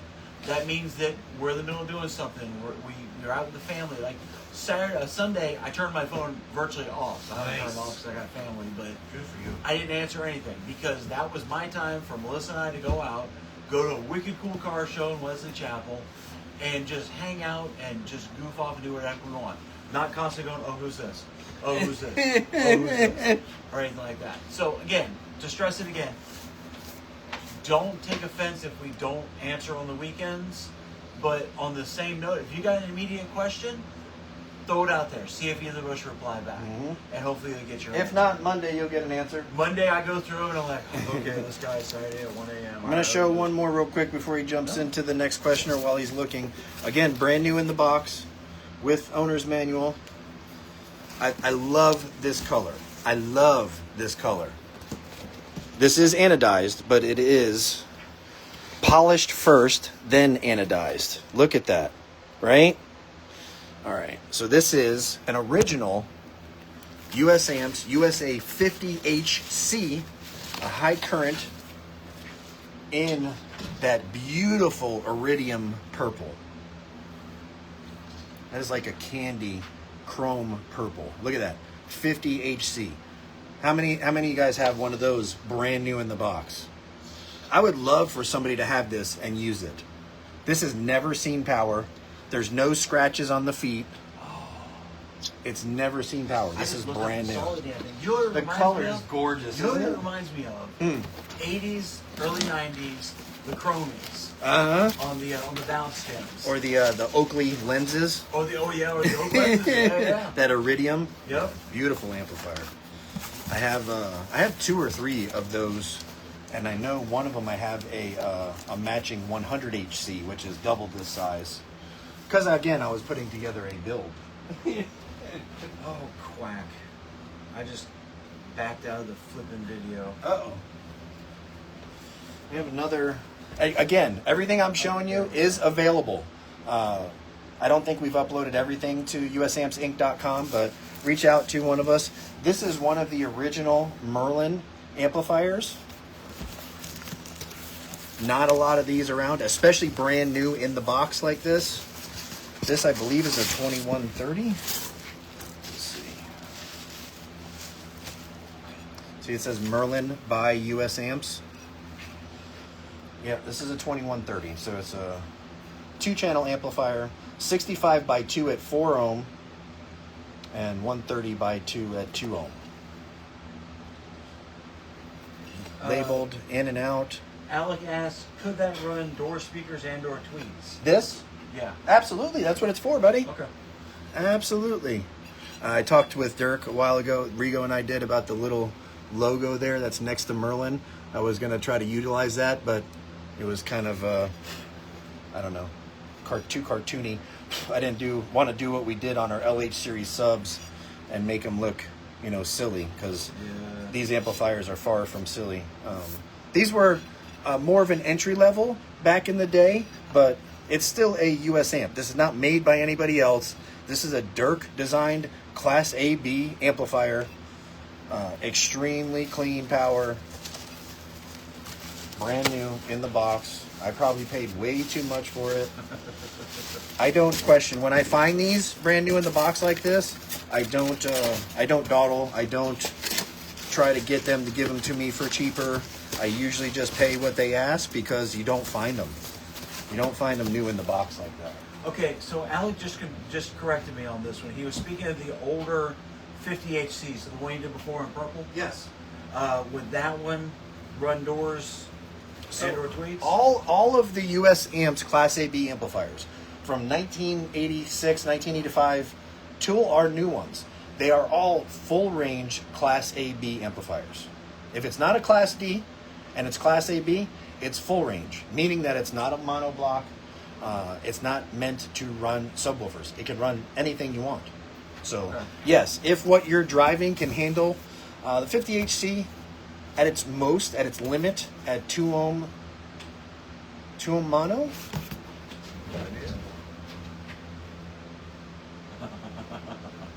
Got the reference sheet on the roof.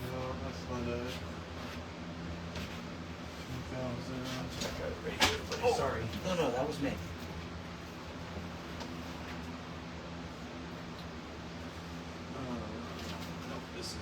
That's an old. Let's see, right here. Sorry, I don't want to give you incorrect information. So the 50HC, wow, 150 VUS slew rate, 0.009 THD. Oh, that's it. It will. Where's the power rating? Tucker? On the back page of the plug? No, that was. Told you everything but the power. Oh, of course it did. Damping factor of 500. And an amplifier that small, that's insane. 50HC is half ohm stable. See, that's why I wanted to get this out. Not all HCs were half ohm stable. This amplifier is half ohm stable at 4 ohm per channel, or 8 ohm bridged, because it is a 2-channel full range amplifier. At 4 ohm or bridged at 8 ohm will do 50 watts. At 2 ohm per channel or 4 ohm bridged, it will produce 100 watts. At 2 ohms bridge or 1 ohm per channel, it will produce 200 watts. And at 1/2 ohm per channel or 1 ohm bridged, that's both channels together, it will produce 300 watts consistently. Now, it says that in here. I think everybody knows somebody back in the day that had a 50HC probably running 415s. Oh, yeah. So that amplifier will produce 600 watts consistently. I've seen them run 15s all day long. Yeah, that's like our 50HC on our 100HC now. The numbers that are put in there are, yeah, okay. You know, it'll do, what is it, 1200 or 1400? 1270, 1270, that's what it is, yeah. and that's 100% true though. Yep. It will do that Easy. at 12 volts and 350 amps. You That's start- what it will make. You start getting the power up into it, we've bench tested them over 4K. Yes. Matter of fact, on all the burst sheets that are out, we bench test them. We show you the numbers they're putting out, and they're happy. So this is a brand new in the box. There's of course the other opposite side. This is a brand new US Amps US X2R crossover.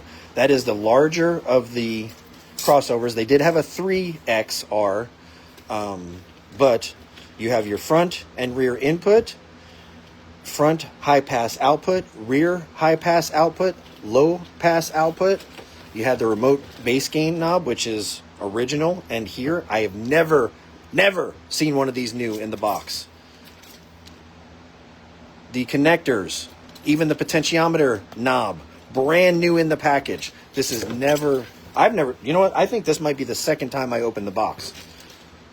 You also have all of your adjustments, including your front and rear gains, bass boost, your frequency, low pass frequency. I mean, this is a fully adjustable crossover.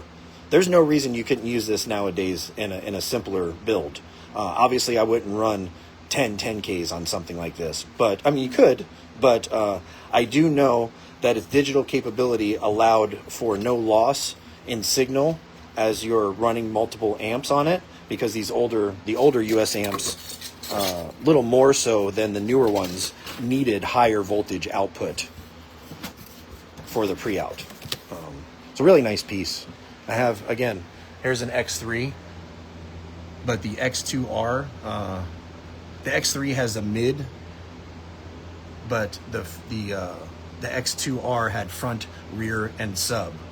The X3 has low pass, high pass, and mid.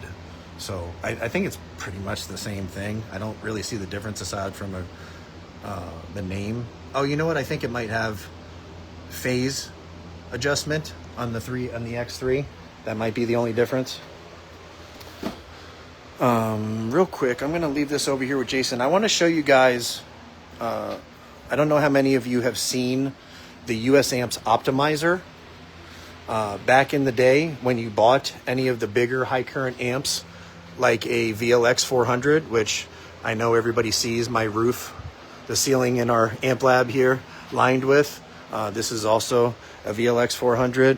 This is a VLX 400.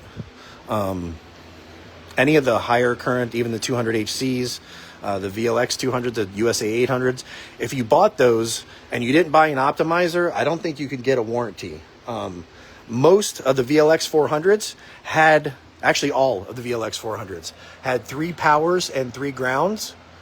They wanted you to use, to keep the amplifier in its best state, 1 optimizer per power input.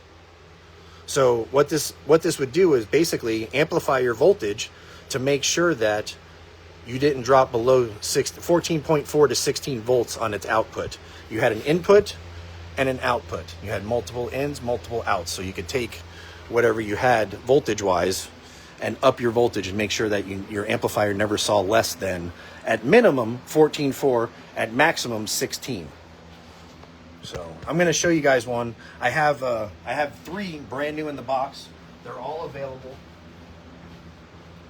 I would go back and answer questions, but unfortunately I've had to reset the chat again.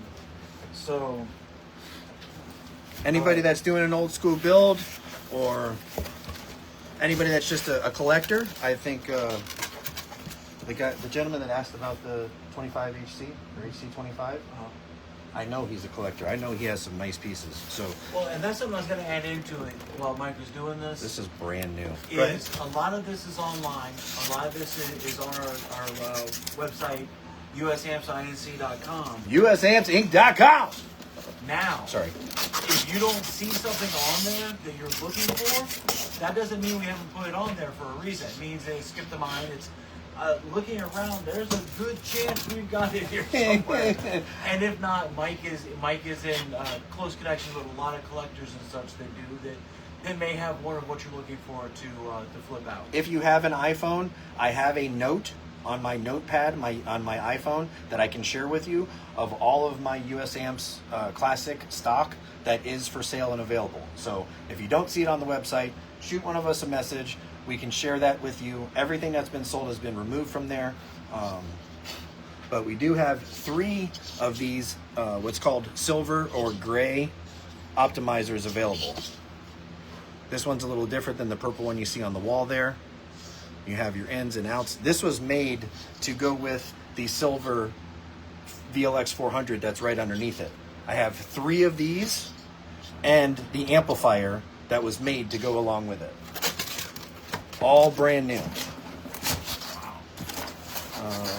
I don't know what these went for at the time. Any of you guys, older school guys, do you remember what the Oh, you know what? I have that manual, don't I? That has the pricing on it. Yeah. What did I do with that thing? Can I hang it up somewhere? I had that price guide. The optimizers, I want to say they were in the $600 or $700 range back in the day. That was to the dealer, not to the customer. So yeah, I mean, you're talking 90s.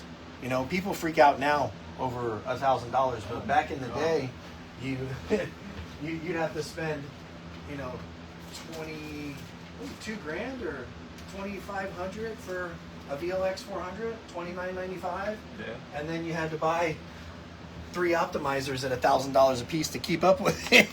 Oh, and a shitload of batteries to give it the power it needs. Yeah, well, you know what? That's what this eliminated, was you having to do that. Yeah, well, that's Rigo just said. I remember seeing 8 or more AGM batteries behind the optimizers. Yes, yeah. If you had one, yeah, Yeah. especially on a VLX. God. We do have 3 of these, and the matching silver VLX 400.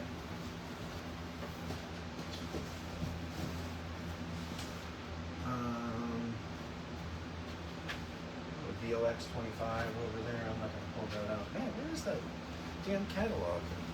I really wanted to show those numbers because I don't that's remember having it. pretty fucking funny to see because people complain now about pricing on things, but meanwhile, you're talking.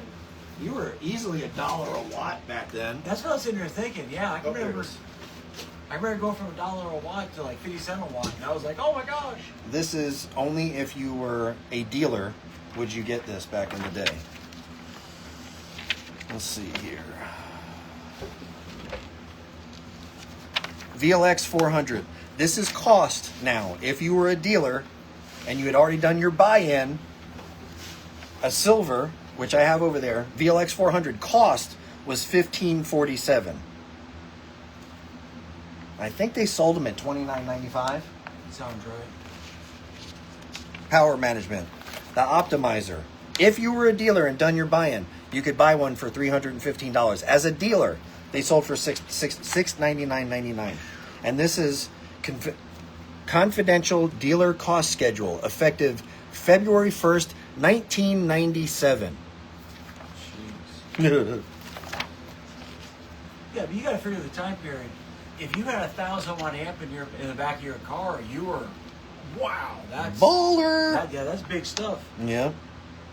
The US Amps X2 crossover I just showed you is $181 cost. I think I had the Merlin. Yeah, here's the Merlin, the 2130, the one I just showed you guys brand new in the box. The Merlin 2130 produces 65 ultra clean watts per channel into 4 ohms, or can be bridged to produce 130 watts into an 8 ohm load. 2-channel built-in crossover, a 3-position crossover switch, and preamplifier output allow the M2130 to be used 1. Full range with full range output, 2. Low pass with a high pass preamp output, or 3. High pass with a low pass preamp output. All crossover points are 100 hertz at 18 decibel per octave. Very informative. Nobody probably read any of this shit, though. And now the THD on the 2130, 0.03 total harmonic distortion, drawing only 15 amps. Man, that's pretty damn good. Pretty dang good. All right, are we caught up on all our questions? Well, I've closed the dang thing out half a dozen times. I can. I think I can reset this. I know. Holy cow! We're at 2 o'clock. We've been on here for 2 hours. Yeah. Wow. Almost to 5 minutes shy of 2 hours. Wow. Well, we get gums flapping and. Danny, we are. We do have a couple big builds coming up, but I'm pumping the brakes right now because we have Made of Steel coming up. If you can wait until after Made of Steel, that would be preferable. With the Merlins and stuff, we have a lot. Oh, you know what? The Merlins might be here. We have a lot of stuff going on in the next couple weeks, including Made of Steel. I'm trying to get the Team US Amps, the local Team US Amps vehicles ready for Made of Steel because for the first time ever, I've purchased a booth at Made of Steel. Not going to just be Jason and Brendan and the other guys representing Team US Amps. I will be there. I want to have at least 2, if not 3, of my personal Team US vehicles there. Tony, there's no secret that Tony Pasquale over at Creative Car Audio has been building a Pro Series sound quality vehicle for me with all US Amps equipment, and he promised that would be done for Made of Steel. To pause on that real quick. Yes. For anybody that's in the Orlando area, or let's even just say Central Florida because it's worth the drive, that man makes winners. Yes. I don't think I've seen a vehicle come out of his facility that hasn't taken home a place in a show. If you're into sound quality or otherwise, because he has Tony Economo over there? Tony Economou's over there. Mike Jones works over there. You got a lot of the big guys in Florida that work over there, and they put out damn good products. Yes. I gain nothing from saying this, except for them being good friends of mine. I've known them forever. Well, I mean, we build, and I sent my vehicle there. So what does that say? I trust him. You Yeah. know what I mean? Not just because he's a USAM's dealer either. No. Even if he wasn't a USAM's dealer, I wanted a sound quality vehicle. Who better to send it to than the vice president of Mecca Sound Quality? Yeah. So Exactly. So they definitely pump out. being that I'm a good brand units. owner, I have to be in the pro, I think, Yeah, the pro class or something. So, do I have the ability to build sound quality vehicles? Absolutely. But a shoemaker never had shoes, and my shit never gets done. I have a lot of vehicles, and they're always apart. So that's why we're pumping the brakes right now. We're working on the Team USAM's Dodge Raider. We're working on the little Nissan, which is also mine. I'm working on Jason's last subwoofer. If we put this subwoofer in and it doesn't do what we want, I'm ripping those fucking subs out, and we're gonna build 4 all new subwoofers for his vehicle. I want Jason's truck at Made of Steel to make a fucking presence. So I don't know about mids and highs because we're running really short on SQ442s. I hope to have 300 here soon, but again, it's a monetary issue. They've already been built. The deposit has been paid. I need to pay the balance and get them here. So when something like what happens this weekend happens, man, it's like kicking me in the nuts. I wish I was a multi-millionaire. I wish I had things I could just sell and put, another $1.3 million into USAMs, even though my wife would probably cut my cock off. I would do it because I believe that much in the company. And I really think we are on the precipice or on the edge of really finally getting the recognition we need for the amount of work and efforts that we put into our products over the last few years. Despite a few people being upset with the brand because they might not like me personally, or because they're upset about the shipment of the Merlins, which I cannot control. Again, it's going to be unfortunate for those that are taking personal feelings towards shipments that we can't control, because the Merlin products are unfucking unbelievable. So thank you guys very much. Danny, I'll get with you personally and we'll try to figure out maybe, the week after Made of Steel, we'll get your vehicle down here. I would like to get it built. I need to swing by and make a shopping list to change up the Jeep before Made of Steel. Eric, you're in town, buddy. You're welcome to come. Even if you text and I don't answer, if you get with Jason, we're here, Monday through Friday. Just come by, buddy. I'd love to get you set up for Made of Steel. I was trying to talk to you at Slamming with Swain about that, but it looked like you had a lot of money in the truck, and I wasn't trying to sell you. So if we have something here that you want, let's do it. Love seeing how passionate Mike is about. Thank you, Peter. And just so you know, Peter, I think you and Renee were the first 2 people to order Merlin 5Ks last June. I think when I thought we were literally on the edge of getting the S&I products here, they had already had a sizable deposit from me, which I could really use back right now, guys. Yeah. I'm not building amps with you. Could you please send me my money back? You only built 3 blown up pieces of shit. Anyway, thank you guys for being patient. Peter, you are going to get one of the 5Ks that will be here today, so I will be contacting you. Thank you for your patience. Thank you for supporting the brand as always. Again, so just so you guys know, I've given Peter and Renee the opportunity to get their money back. They've said no. They've thanked me for contacting them. Sometimes they've contacted me because I don't always have the time to contact everybody. Doesn't mean that I don't love you. Doesn't mean that I don't appreciate you. We're just getting bigger and busier as the company grows. So thank you for that. Thank you, Peter. I remember seeing 8 or more AG and better. Yes. No, they're the VLX 400s took them, man. 100 amp fuse per line. Probably need more than that, Chuck. 50HC, 100C, 442 are all the same chassis. Yes. John Ewing, yes. The 50HC, 100HC, SQ442 are all exactly the same, and they use the same link, just so you guys know. We don't talk about the link a lot. We do have the link, which is a 4-inch connector that can connect 2 50s, 2 100s, 150 and 1442, 2 442s, whatever you want in that series of amplifier, and makes it look like a VLX 400. Or just hide your wires. Muy buenos amplificadores. Very good amplifiers. Thank you, Mr. Guia. Thank you. Older 50HC in purple. Purple one before I meant. Could that run door speed? Oh, Alec, yes, absolutely. Yeah. We've already gotten that far. Yes, cool. Thank you. Alec, hit me up, man. I need you to fix some ink on me, and we need to get your car over here and get you hooked up. So, USB, trust me, that's what I want to do. When we get our new building, which, God willing, and the creek don't rise within the next year, we will actually be in a building that's off of my personal property.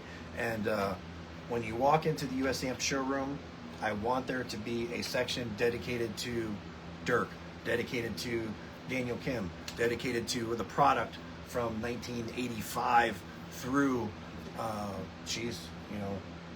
like to say Daniel Kim kind of left off around 2018, right before COVID when he stopped really messing with product. But if it wasn't for those guys, we wouldn't be here. Jack, Peggy, all of the original team. So thank you guys. I really appreciate all your love and support. You have anything? Don't forget Ramblings with Jason Sunday night at 9. Yep, 9 o'clock, and more times than not, I try to get Russell on there from Base Wars, and we just talked about stuff yesterday. We talked about a show that he ran, talked a lot about Made of Steel and what to expect and where to go from there. People, we've only got 2 more weeks until Made of Steel. 2 weeks until Made of Steel. This is coming Wow. down to the fine line. Wow. Yeah, because I'm like, like Mike, I put myself on the back burner. Okay, let me take care of this, let me do this, let me do that. And then I look out the driveway and the Suburban's still sitting there. I'm saying, Oh shit. So we're gonna get done this time, not the day before the show. No. So No. We'll be testing and tuning that this week. So Yep. Thank you guys very much. Please spend time with your families, and thank you for being part of ours, the US Amps family. If we didn't get to answer any of your questions, please shoot us a message. Little patience, please, because we are growing, so it takes a lot of time. It's just the two of us, man. So answering most of the questions anyway. It's not just two of us. We are a team, but we're not a giant corporation. So please keep that in mind. Thank you guys very much. Look forward to seeing some of you guys at Made of Steel. Ramblings with Jason, Sunday night. Mondays with Mike and Jason, every Monday at noon Eastern time. Afterwards, will be shared on our YouTube channel. Go to YouTube and check out US Amps, US Amps Inc., usampsinc.com. Thank you guys very much, and be looking for the Merlins very soon. Appreciate you guys. Love you.